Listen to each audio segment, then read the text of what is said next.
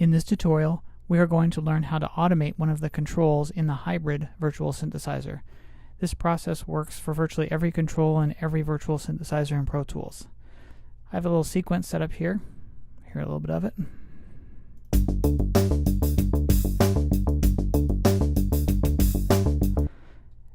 Alright, that's okay, but it would be nice if the bass had a little more character to it.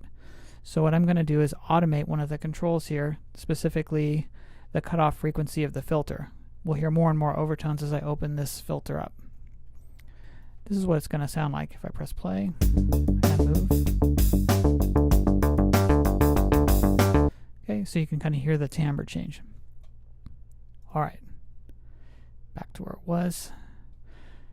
In order to automate these controls, we want to first enable this control for automation, and that happens in this menu here. Under Auto, there's a panel, click that, and there's a huge list of controls that can be automated. So you choose the ones that you want to be available in an automation lane.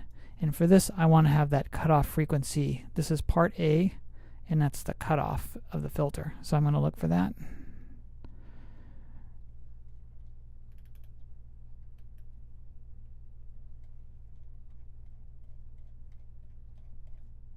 And here it is.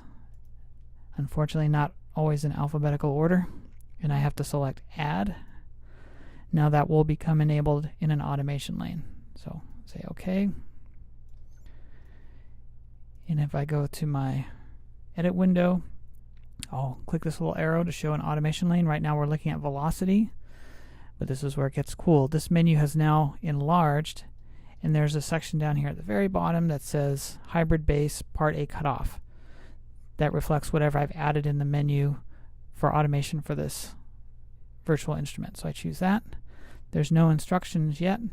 I can simply take my pencil tool. Straight line is good.